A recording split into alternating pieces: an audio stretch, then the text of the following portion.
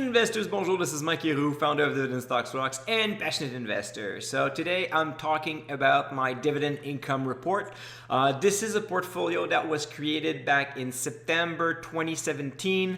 I quit my job as a private banker, received my pension plan, and decided to invest it all in the stock market using DSR tools. So basically, this account is locked in. This means I cannot add new money into it. So this is a perfect case study to show you how dividend growth investing can work even through 2018 crisis, even to the COVID-19 crisis, and even some when the market is going back up.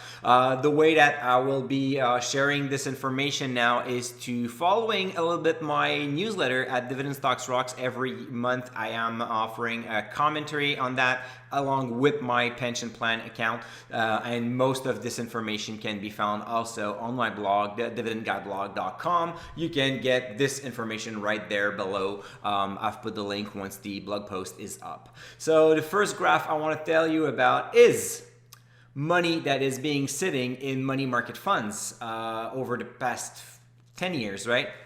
So what you see here is between 2005 and 2008, before the crisis, a lot of people were taking some gains, putting some money aside and waiting for the crash. So you can see that there's a moment of a panic right there in 2009. And then after that, what happened when we saw that everything was smoothing down? Well, people started to invest that money in the stock market. And this partially explained why the stock market rebounded in 2009 and 2010. So then what you can see is that it has been fairly stable for almost a decade, and then starting in 2018 when we had this flash crash, what happened is some people thought, oh, you know what, maybe we're going to enter into recession. I want to make sure to have money on this side, so let's start selling some funds and some equities and then move back to money market.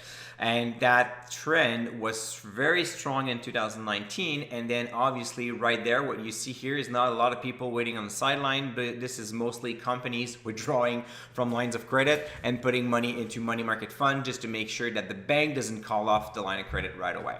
What I want to show you this is very important, is a lot of people think, oh, Mike, the stock market is crazy. They don't realize that we're going to have bankruptcies and the Fed is printing money. Well, you know, if you realize that and you're sitting alone drinking your coffee and enjoying some time off, don't you think that most investors realize the same thing? And the difference between a retail investor that is freaking out right now about all the news and institutional investors is most of them will not price their assets for the next 3 months or the next year. They will price their assets for the next 5 years, the next 10 years, maybe the next 15 years. So basically, do you think that COVID-19 will affect the value of Microsoft for the next 15 years? Well, it's just going to play as an accelerator right now, so more people will use their technology and more businesses will need Microsoft technology to keep their business running. But besides that, the value won't change that much. It's pretty much the same thing for anything else. If you look at other holdings that I have right now, let's say TELUS, it's a wireless company. Well, people will need cell phone today, they will need cell phone in 5 years, and they will need cell phones in 10 years. And the COVID-19 won't change much about it. And while it has a real impact and it's a real tragedy on the human side of it, in terms of economy and in terms of most businesses that were thriving in 2019 will continue to thrive in 5 years. And businesses that had a problem and they were not doing so well, I'm thinking about REITs in the retail industry, like Danger Outlet, that recently suspended their dividend. I mean, those businesses were not thriving in the past 5 years. They were just doing fine, and they were doing fine where the economy was growing, where debt was cheap. There was an appetite for debt no matter what's the project. And even in this perfect environment, they were not showing thriving numbers. So what happened right now is just what would have happened in any case of recession. They're now in trouble. just an accelerator, but for many businesses, it's just going to continue to go up. This is why I don't think we're going to see March bottom again.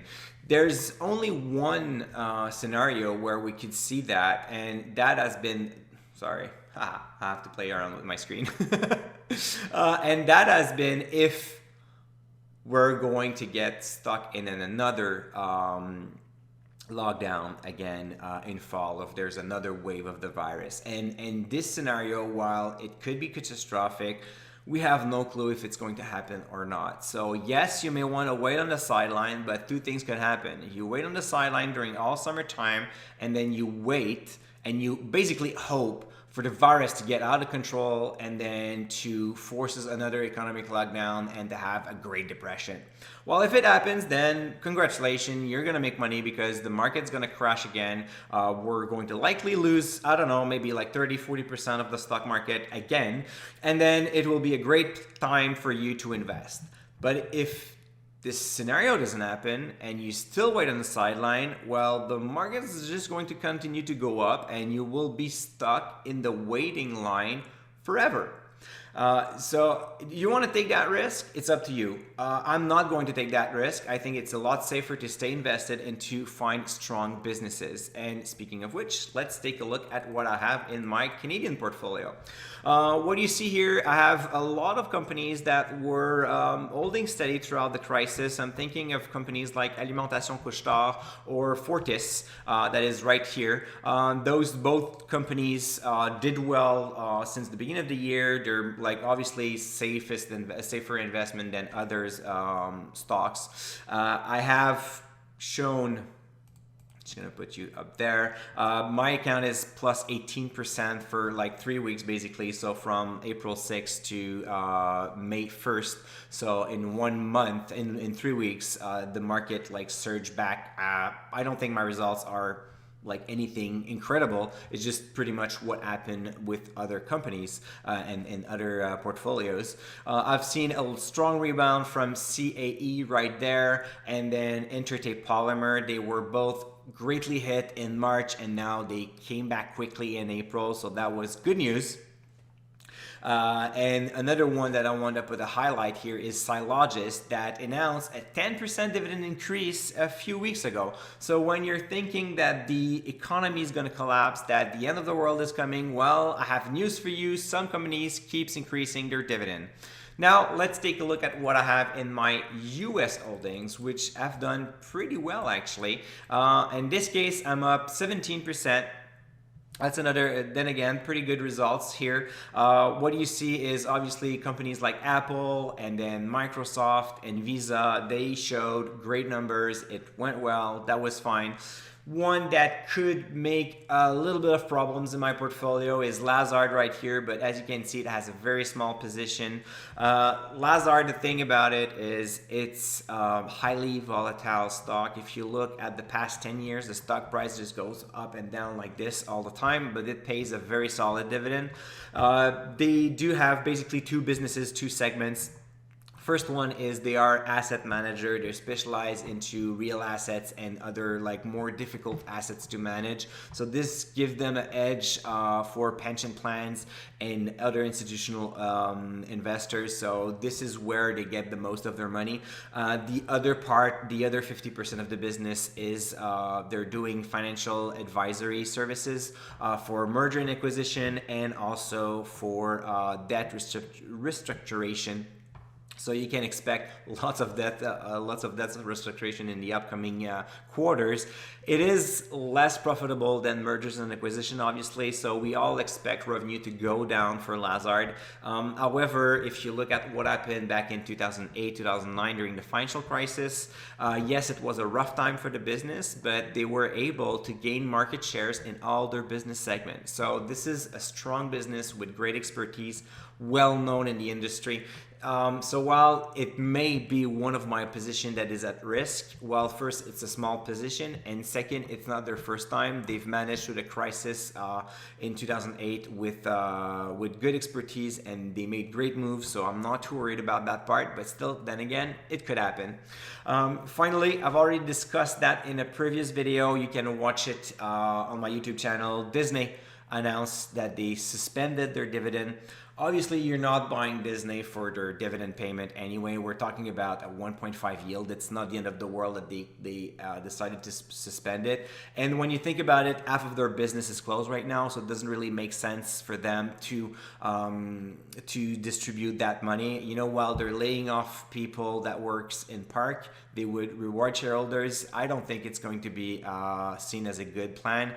They ended up the quarter with 14 billion in cash, so I'm not too worried about their health. I think that they're going to thrive again in the future, but that only makes sense to suspend the dividend in the meantime. Now, going back a little bit further, and obviously if you want to see the whole thing, well, you'll have to read it on my blog or subscribe to DSR. What I want to show you here is my dividend payment. What you see, April is one of my very small months, but what is great is I do have 3 companies that increase their payments, so it's slowly increasing every time, and those companies were Alimentation Couche-Tard, Andrew Peller, and Gentex. So basically the 3 companies that are paying dividend this month versus last year. So it's not recent increase, but it's versus April 2019. Dividend is up by 12, 5, and 4% respectively. So pretty good months over there. I have the detail over here of all the money that I've received, and I also always use the conversion rate to make sure that I post everything in Canadian dollars. And I think I'm going to end this with the most important graph. Is pretty much the total dividend paid since I started this account. So I started in September 2017. Obviously, no dividend payment were made in October, but then what you see is it constantly going up. And this is where you should put your focus going forward. You know, when you look at this graph, you feel strong, you feel great about your investing strategy, and you don't really mind what's happening on the stock market. So basically, if you have developed a solid investing plan, you should just follow it. I mean, it's working. What's going to happen on the market tomorrow or in 2 months or in 3 months, you can't control that. It's impossible. But what you can control is your investing strategy. And if you're having solid picks in your portfolio, you don't have to mind about the rest of it. Sooner or later, the market's going to go down and then it's going to go back up. And it's just a cycle that is never ending. What we all know, though, is throughout time, the next 10, 15, 20, 25 years, your portfolio will grow. And this is what matters, right? Investment is about long term, is not about next quarter.